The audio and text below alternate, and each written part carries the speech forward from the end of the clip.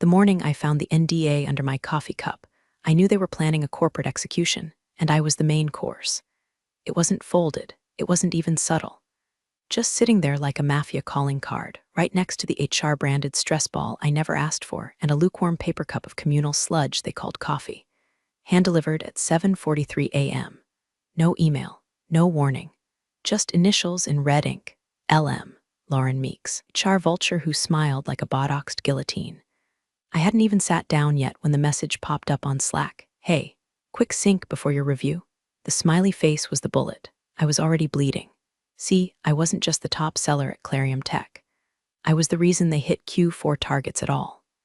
Closed 3 multi-year contracts, 2 of which had been circling the drain until I fished them out with nothing but grit.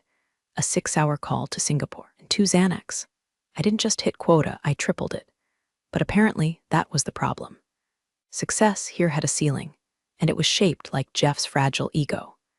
Jeff, my direct manager, once told a junior analyst real leadership is knowing when not to cry. This is the man who thinks empathy is a Slack emoji, and told me to soften my tone after I saved a $1.2 million deal from falling through due to his mistake on the compliance deck. But none of that mattered now, because I saw it. In the NDA. Clause 6.2, Non-Disparagement Clause for Transitional Termination Process. Transitional termination. And just like that, the buzzing in my ears kicked in. That low, pulsing kind of sound you hear when your body knows before your brain does. You're being erased. At 8:05 a.m., I entered the conference room where the walls were beige. The lighting was sad. The betrayal wore expensive glasses and pearls. Lauren sat at the head of the table, her MacBook open to a color-coded spreadsheet labeled Performance Risk Matrix. Jeff was late, of course. He'd waltz in with a Red Bull, half a smile, and a line about getting ahead of the convo. Instead, the door creaked open and he walked in. Not Jeff, Brandon, the new guy. The Ivy League brat they brought in for expansion strategy. I knew he was dangerous when he showed up wearing sneakers that cost more than my car and complimented me on my hustle. That's code. That's always code. I'd seen his calendar once, shared invite with Jeff, titled Q2 Power Shift Plan. Now he was here, pulling up a chair, sitting on my review. Lauren clicked something on her laptop and smiled. Let's talk about your growth trajectory, she said. I looked at Brandon. He didn't flinch, just gave me that polite predator look, like I was a resume he already redlined. Something wasn't just off. It was orchestrated. They were planning a handoff. Of my clients, my contracts, my hard-earned pipeline. And just then, I remembered the strangest thing. 2 weeks ago, Brandon had accidentally replied all to a company-wide thread. His email signature, it listed him as Director of Strategic Accounts. That position didn't exist yet, but it would, because they built it from my role, my book, my blood. And the moment I realized that, I smiled, because I already had a burner laptop under my desk, because I'd already registered a Delaware LLC in my sister's name, because I'd already called the 3 biggest accounts I brought in and asked, if I left Clarium, would you follow? And all 3 said yes. One of them even asked, when? I didn't say it out loud. But in that moment, staring at Lauren, Brandon, the ghost of Jeff's loyalty, I answered silently. Soon, the first domino fell at 2:17 p.m. That's when I got the text from Jenna, my favorite client, the VP of Ops at Renova Logistics. Just got off a weird call with Clarium. Some Brandon guy tried to pitch himself as your strategic partner. Should I be concerned? I stared at the screen, heart pounding like a trapped animal. They didn't even wait. They were already calling my accounts, not even pretending anymore. And Brandon, that smug, soft-handed spreadsheet jockey, he was just the executioner. Jeff was the architect. I texted her back, he's not with me. Give me 48 hours. Then I closed Slack, muted email, and opened the folder labeled Plan B open in case of backstabbing. Inside, a deck, a draft brand manual, and a hit list. I started calling, not emailing, not messaging, calling, one by one. Hey Greg, it's me. Listen, I'm not allowed to talk specifics yet, but hypothetically, if I were launching something boutique, leaner, faster, more tailored, would you be open to a conversation? Greg from the biotech firm, he laughed. I've been hoping you'd do that. Clarium's been bloated for years. Click, that was one. Then Sophia, then Alan, then Elise. By 6:00 p.m., I had 6 soft verbal commitments. Not promises, just the kind of yes that doesn't need paperwork because it's been brewing under the surface, waiting for the dam to break. But the real play, that started the next morning. See, there was one client, biggest on our books, that Clarium had no idea was even on my radar, because I never logged the lead, never added it to Salesforce. I handled it offline, through a back-channel connection from a dinner party I wasn't even invited to. And that client, CEO of a Fortune 500 that rhymes with Synergy Dynamics. He owed me a favor, and now was the time to cash it in. I sent one text, "It's happening, I'm jumping ship. Want the lifeboat?" No reply, not for hours. I went to bed staring at the ceiling, every nerve vibrating like exposed wire. At 3:42 a.m., I woke up to a buzz. One word, yes. By sunrise, I had my first investor. A real one. Just as I sipped my burnt coffee and flipped open my MacBook, the final nail arrived. Jeff's calendar invite. 30-min check-in opportunity for alignment. I laughed so hard I nearly choked. Because while Jeff was busy scheduling alignment, I was scheduling evacuation. While Lauren printed new org charts, I was printing contracts. And while Brandon rehearsed his little transition call for Jenna, who was already on the phone with her procurement director drafting NDAs under my new LLC. But here's where it snapped. At 10:04 a.m., my company laptop locked me out. Remote wipe. Instant. No warning. Files gone. Access revoked. Cute. Except they didn't know one thing: I never trusted that laptop. Everything I needed was already backed up. Because I don't just close deals, I plan exits. And what they really didn't know, what made me sit there grinning like I'd won the lottery, while the screen blinked back at me with a user not found message, was that I'd also recorded the entire review. Audio, video, time-stamped, uploaded to a secure vault, including the part where Lauren said, "We're doing this quietly to avoid triggering compliance flags," including the part where Brandon said, "She'll leave quietly." They always do when you make them feel like it's their fault, including the part where Jeff, spineless Jeff, whispered, "We need her out by June." Brandon's got better chemistry with the exec team. Let that sink in. They wanted me erased by June. It was April. They gave me 60 days. I'd only need 30. You learn a lot about a company by how they try to erase you. By noon that day, my email signature had been scrubbed from outbound messages, my name removed from pitch decks I personally built slide by slide while Jeff played golf and called it strategic visioning. Brandon, sweet, empty Brandon, was now interim liaison on accounts he couldn't spell, let alone manage. But the moment that sealed it, the exact second I knew they were scared, came at 12:43 p.m. My phone buzzed, unknown number, voicemail. Jeff's voice, panicked, brittle. "Hey, just wanted to check in, heard some things. Totally understand if you need space. But let's keep communication open, yeah? We value your presence here. Call me back."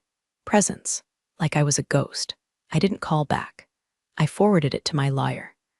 Because while they were patching holes in the client dam with corporate jargon, I was already 3 floors down in a WeWork lobby, watching my new logo animate for the first time on a rented MacBook and sipping espresso out of a compostable cup that cost more than Brandon's attention span. The startup name? Invertix. Tagline? Because slow is broken. Our pitch wasn't complicated. Same services, better strategy.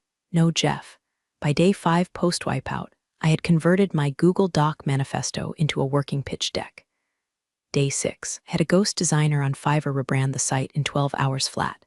Day 7, I called in the favor of a decade, my old mentor Carla, who now ran procurement for one of Clarium's feeder partners. Her voice when I told her what happened, "Oh honey, you're building the Ark while they're still debating rain." We had lunch the next day. At a French place Clarium could never expense. She slid a folder across the table like it was a drug deal. Inside, RFP documentation, partnership language, and a little yellow sticky that said, "This is the first domino, push gently." I walked out with 3 warm leads and a handshake. Then came the whisper. A screenshot sent from a friend in compliance, anonymous, bless her soul, showing a Slack thread between Lauren and Jeff. Lauren, if she talks, we're exposed. Jeff, Brandon says she's bluffing. No real platform, just ego. Lauren, still, monitor her LinkedIn. Jeff already did, she hasn't posted. No, Jeff, I hadn't, because I was waiting. See, you don't drop a bomb during the storm. You drop it in the calm, and that calm was the upcoming Client Innovation Summit, Clarium's crown jewel event, every major contract in attendance. Media, shareholders, and me, technically still an employee, still on payroll, still listed on the damn event brochure as Director of Enterprise Strategy. They hadn't updated the print run, and I had an idea. Not just revenge, reintroduction. If I played it right, if I timed it to the second, I wouldn't just burn Clarium to the ground. I'd walk out of their own ballroom with their top clients, their future pipeline, and a brand new company they didn't even know existed yet, all smiling, all clapping, all signing. And that's when I started writing the speech. The ballroom smelled like ambition and over-budget hors d'oeuvres. Clarium's Client Innovation Summit was a $400,000 PR stunt dressed in florals and fake humility. Everything was gold embossed, even the name tags. And there it was, mine, gleaming under a soft chandelier, Elaine Stratton, Director of Enterprise Strategy. Still hanging off a lanyard they paid for. Still tethered to a woman they assumed was already fading into linked in oblivion. I showed up in a black suit sharper than my exit plan and heels that made sure I was heard before I was seen. Brandon caught sight of me near the coffee station and nearly dropped his glass of oat milk like I was a hallucination summoned by guilt. He muttered something that sounded like wasn't sure you'd make it, but I just smiled and said, wouldn't miss the funeral. His laugh was half a cough, half a fear response. See, they didn't revoke my access badge. Too much chaos with the event. Too many moving parts. And Lauren, she was so busy schmoozing with 2 clients I'd personally onboarded, she didn't even clock that the woman walking past her with murder in her mascara was the same one she tried to erase with a non-disparagement clause and a cold coffee NDA. By the time I took my seat near the front row, right between Jenna from Renova and Greg from Parallax Biotech, I had exactly 7 minutes to execute the plan. The keynote speaker was Jeff, of course. He strutted on stage like a suburban Elon Musk, flipping through slides he didn't understand, talking about adaptive scaling and strategic pivots like the buzzwords were birthrights. I watched his throat twitch every time he said the word partnership. But the crowd, restless, checking phones, whispering. Because right before he took the mic, my assistant, yes, I'd hired one, scheduled a mass email. It hit inboxes at 10:27 a.m. Subject line, introducing Invertix, fast, focused, fearless. Inside, the new brand, the founding team, the partnerships already underway, and a little note signed by yours truly. I built my reputation by solving problems Clarium wouldn't touch. Now I solve them faster. Call me. Let's make it uncomfortable for the slow. And here's where it got delicious. The footer of that email, it contained a link, not just to my new site, but to a private live demo room hosted 2 floors up. In a WeWork suite I rented specifically for that day. 10-minute walk, free espresso, signed NDAs at the door. By 10:41 a.m., Jenna had excused herself to take a call. At 10:44, Greg said he needed a quiet space to review documents. By 11 o'clock a.m., 4 clients were gone from the ballroom. And Jeff, still tap dancing for applause that wasn't coming. I leaned over to the one Clarium client still beside me, Lisa, a skeptical holdout from the insurance group, and said, stick around if you want a t-shirt, or come with me if you want to grow. She didn't respond, but when I stood, she stood too. As we walked toward the exit, Brandon caught up, grabbed my arm lightly. You're breaching contract, he hissed, his breath sweet with desperation. I leaned close and said, low and slow, no, sweetheart. I'm capitalizing on incompetence. Then I left, down the escalator, through the atrium, into a world Clarium never built because they were too busy protecting Jeff's throne and playing musical chairs with people's careers. Upstairs, the real meeting had already started, and someone was handing out pens. The pens were gold, not plated gold, real enough that one of the clients joked, is this a bribe? And I said no. Bribes come later. These are just souvenirs for watching a company bleed out in real time. There were 7 of them now, seated in the WeWork suite under a fake fern, and a vision board that still had launch Q3 scrawled on it from the last tenant. I hadn't taken it down. Felt poetic. Across the room, my assistant Jade, former Clarium intern, poached the moment they denied her a raise, and told her to be patient. Handed out folders thicker than Brandon's resume, each one tailored, each one precise. Jenna from Renova flipped open hers first and whistled. This onboarding map is tighter than Clarium's entire ops department. Greg, never one for subtlety, looked at me and said, are we doing this now or next week? That's when I pulled out the piece de resistance. A tiny, elegant remote. One click, and the flat screen on the far wall blinked alive. In verdicts, slide 1, because slow is broken. Slide 2, projected migration timeline. May 1st, fully transitioned. No data loss. Slide 3, legal opinion on non-compete circumvention. Drafted, vetted, notarized. Not that I'd needed it, but it was good to watch their eyes widen. Slide 4, a single phrase, built by betrayal, powered by speed.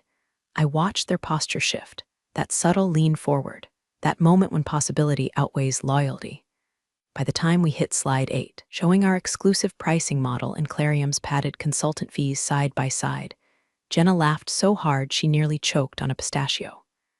Greg just muttered, "This is surgical," and that's exactly what it was. While Clarium fumbled with PR fluff and outdated CRMs, I'd built a weapon. Lean, fast, legal. Everything they said I couldn't do, too aggressive, too rogue, too independent, I turned into a platform. A business. A damn invitation. The real twist wasn't what they saw on the slides. It was what they didn't know. Because sitting silently in the back of the room, behind mirrored sunglasses and a $4,000 handbag, was Carla, my mentor, my mole, and now my investor. They didn't know she'd already bought 30% of Invertix through a shell corp registered in Maine. Didn't know she'd also been whispering in the ears of Clarium's second-tier clients for weeks. Didn't know she had 3 senior-level resignations timed like dominoes to drop the day after the summit. She didn't speak. She didn't have to. Her presence was the thunder before the flash. And then came the knock. 3 raps on the frosted glass door. Jade opened it. Jeff, looking like a man who'd just read his own eulogy on a lunch napkin. He stood in the doorway, blinking. I stood too. "Wrong floor, Jeff," I said. "The keynote's back that way." His voice cracked. "Just a little, we need to talk." Now everyone was watching. Jenna, Greg, Lisa. Even Carla tilted her sunglasses down just enough to make him squirm. I walked toward him, heels clicking like gunshots. "No, Jeff, you need to talk. I just need to choose when I press send on this statement." I tapped my phone screen. His eyes dropped. He saw the document preview, formal resignation from Clarium Tech, Elaine Stratton. Dated yesterday. Filed this morning. Sent nowhere? "Yet, you're really doing this?" he asked, half whisper, half frantic. I leaned in, close enough for him to smell my lipstick and regret. "You put me on probation, Jeff. You gave my clients to a child in designer sneakers. You erased my name from decks I bled into. You wanted me gone? Congratulations." He swallowed. I stepped back, voice rising, not yelling, cutting, "But you made one mistake. You didn't bury me deep enough." Then I turned around. The whole room applauded. By the time Jeff stumbled back into his sad little conference room with his tail between his khakis, I'd already triggered phase 3. The resignations. One by one, they dropped. First was Nisha, head of mid-market accounts, wrote me a midnight text 3 days earlier. "You go, I go." She hit send on her resignation from inside the Clarium event. Didn't even finish her lunch. Then Marcus from Data Ops and Bella from Enterprise Procurement. All of them gone by 3:00 p.m. Clarium's Slack went silent. Their clients went louder. At 3:12, Jenna texted me a screenshot of Brandon's frantic group chat labeled Client Retention SWAT. The messages were pure chaos. Where did Lisa go? Why is Greg's calendar blocked with Elaine? Who the hell is Invertix? I wish I could have framed that last one and hung it above my desk. The truth is, Clarium never knew how fragile they were. They thought culture was Pizza Fridays and HR newsletters about employee wellness. They never realized that the real glue, the actual scaffolding, was the people they underpaid, overlooked, and shoved into development plans like a pat on the head before cutting them loose. So I gave those people a plan.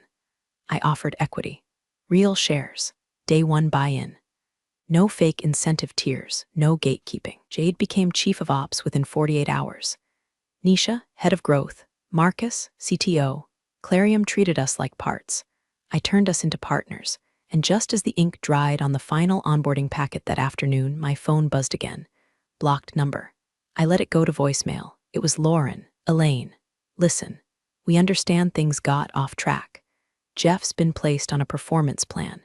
We're making structural changes. Really like to open a conversation about how we can make things right. Make things right. That's what they say when they realize you took the foundation with you and left them a husk full of office chairs and false promises." That voicemail, I sent it to Carla. She laughed.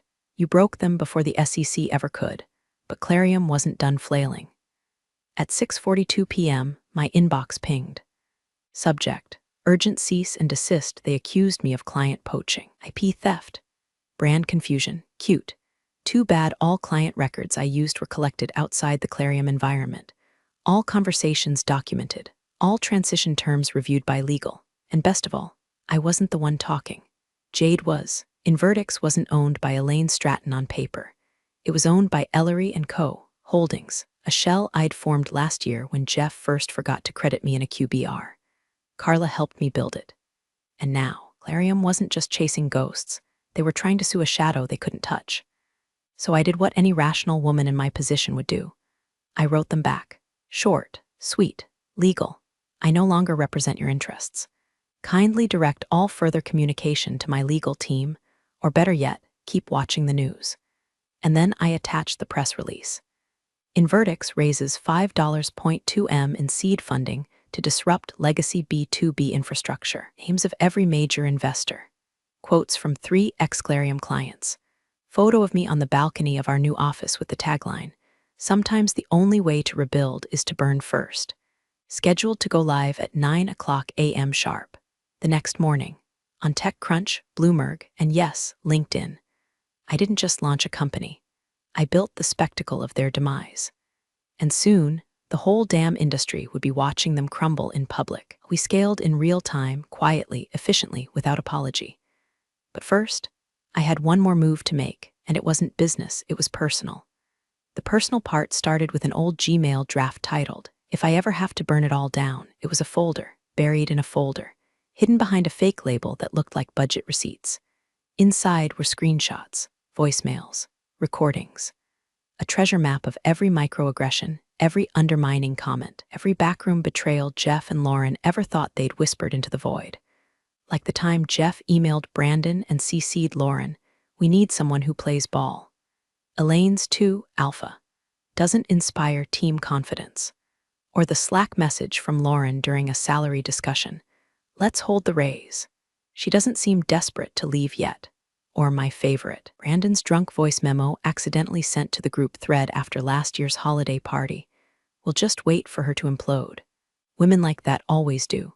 I hadn't imploded, I detonated on purpose. At 7 p.m., I started forwarding the evidence. One piece at a time, not to HR, not to legal, but to Clarium's board of directors. Each email titled, as requested, "Evidence of Executive Misconduct." Happy to provide full affidavit. I didn't add commentary, didn't gloat. Just cold, surgical timestamps and source files. By 8:30, Carla texted. They just called an emergency board session. At 9 p.m., Jenna forwarded me a company-wide Clarium email marked urgent. Jeff had stepped down. Lauren was on leave pending investigation. Brandon, still floundering in meetings, trying to explain why every major client had ghosted him like a bad Tinder date. Just when I thought I could close the laptop and pour a drink, I saw it. A Reddit thread. r/tech circle post titled, "What the hell is Invertix and why is Clarium hemorrhaging clients?" Hundreds of comments. People speculating, gossiping, calling it the cleanest coup in startup history. One anonymous poster claiming to be a former Clarium VP wrote, "Elaine Stratton wasn't difficult. She was dangerous." And they were stupid. Got upvoted 4,000 times in an hour. By midnight, I had 23 new partnership inquiries in my inbox, 7 acquisition feelers, 3 journalists asking for interviews, but none of that matched the high of what came next. Jade walked into the office holding a letter, hand-delivered, no postage, on embossed Clarium stationery. Inside, a single sentence in Jeff's handwriting, "You win, please stop." No apology, no admission, just defeat wrapped in stationery. I took it, folded it once, and slid it into a file labeled trophies.